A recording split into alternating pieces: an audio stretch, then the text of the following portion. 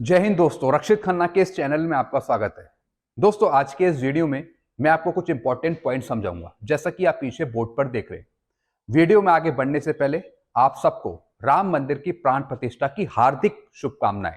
हमेशा आप भगवान को याद करते रहें, एक दूसरे की हेल्प करते रहें और आपका जीवन सुखी रहे, आपके परिवार में सब खुश रहें। क्योंकि दोस्तों, भगवान का आशीर्वाद हर एक आदमी के साथ होता है।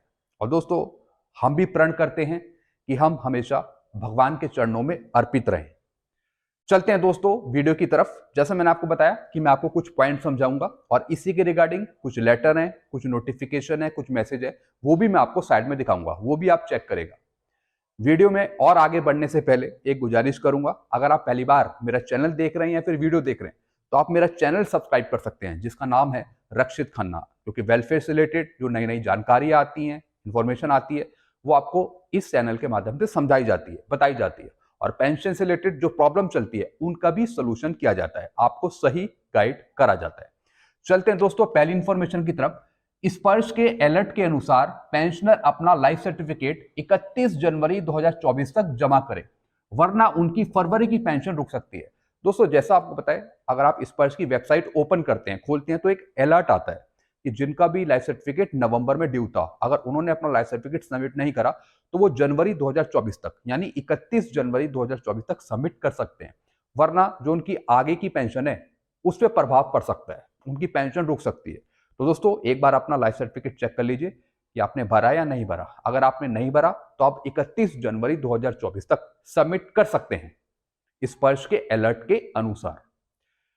चलते हैं दोस्तों दूसरी इंफॉर्मेशन की तरफ। जिन पेंशनर को जनवरी 2024 की पेंशन क्रेडिट का मैसेज नहीं मिला तो क्या उनकी पेंशन आएगी?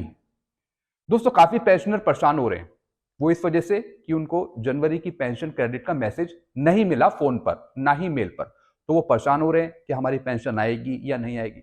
दोस्तों, आपकी पेंशन जरूर आएगी, चाहे आपको मैसेज मिला हो या नहीं मिला हो। जिनको मिल गया वेल एंड गुड, कोई दिक्कत की बात नहीं।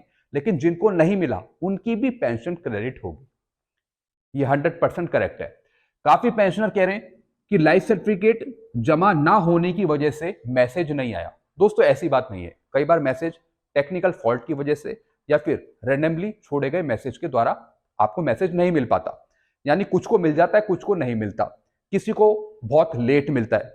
लेकिन अगर आपका लाइफ सर्टिफिकेट सबमिट नहीं हुआ और आपको मैसेज नहीं मिला तो इसका यह कारण नहीं है कि आपका लाइफ सर्टिफिकेट जमा नहीं हुआ, इस वजह से आपको मैसेज नहीं मिला। ऐसा नहीं है। लाइफ सर्टिफिकेट आपका जमा नहीं हुआ, हो सकता है कि कुछ आपसे गलती हो गई हो या वो अपडेट नहीं हुआ हो। लेकिन दोस्तों, पेंशन क्रेडिट का मैसेज ना आने का और लाइफ सर्टिफिकेट जमा ना होने का आपस में कोई कनेक्शन नहीं है।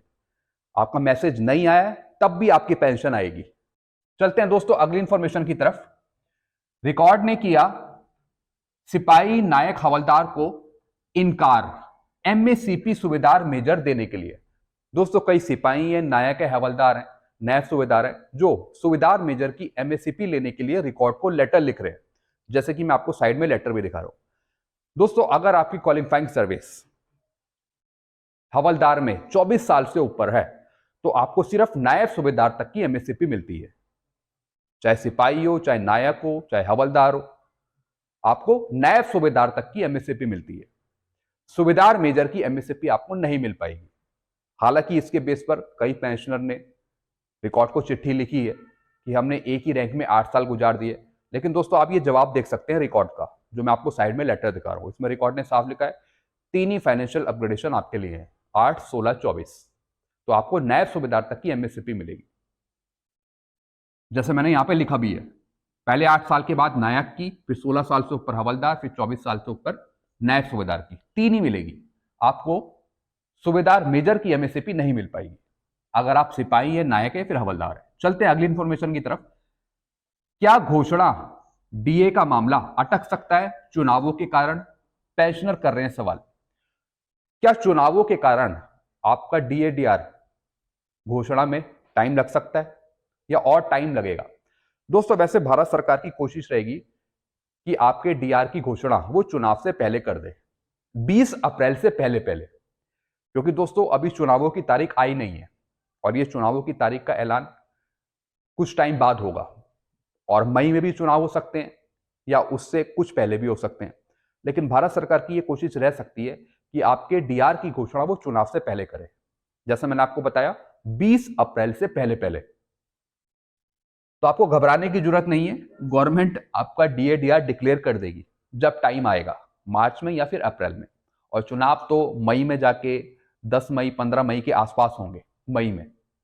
लेकिन अभी तारीख नहीं आई तो इसलिए कह नहीं सकते कि चुनाव कब होंगे, लेकिन मई के आसपास ही देखने को मिल सकते हैं। और उससे पहले आपका डीआर डिक्लेयर हो सकता है गवर्नमेंट के द्वारा, जैसे मैंने आपको पहले बताया भी था।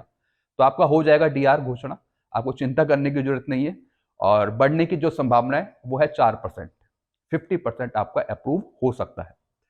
चलते हैं अगली इंफॉर्मेशन की तरफ। ओआरओपी 3 में बढ़ने वाली पेंशन। जी हां दोस्तों, अब मैं आपको बताने वाला हूं कि ओआरओपी 3 में किन रैंकों को फायदा होगा, किन रैंकों को नुकसान होगा और किन को बहुत ज्यादा फायदा होगा।